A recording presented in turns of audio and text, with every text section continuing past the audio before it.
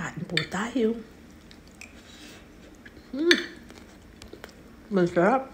Hello mga mami, gagawa po tayo ng tortang talong sa gagawin natin sa oven. So ito po yung aking talong. Ang ginawa ko po, hiniwa-hiwaan ko tapos inisprayan ko siya ng konting oil at inilagay ko sa oven hanggang maluto.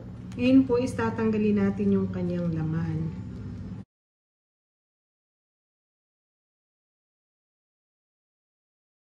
So ito na po, natanggalan natin ng laman and ito yung ating natanggal, and lalagyan po natin siya ng string onions, tapos po yung hipon, hiniwa ko po ng maliliit, and then meron po akong 2 itlog, meron po akong garlic powder, pepper, tapos yung ishallot po, lalagyan ko rin siya, at saka itong parsley, and then meron po akong chili paste dito para mas masarap. Lagyan po natin ng chili paste kasi masarap yung maanghang.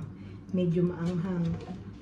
Lagay na po natin yung ating string onion, yung ating hipon, garlic powder, pepper,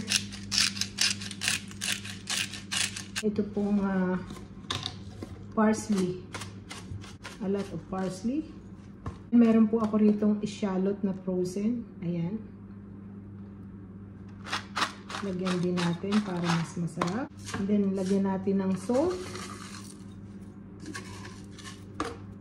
And then, haluin lang po natin. Lagay po natin yung ating egg.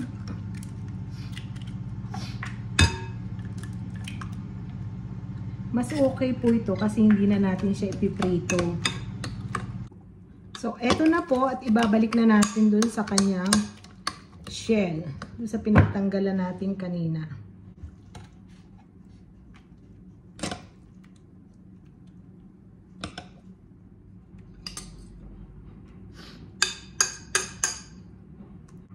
And meron po ako ditong konting cheese, lalagyan natin sa ibabaw.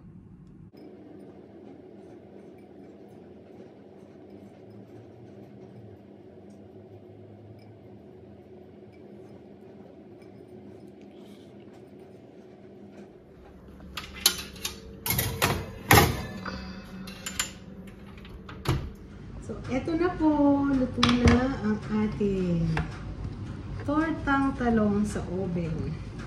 Torta sa oven, so wala po yung oil. Healthy. Napakasarap.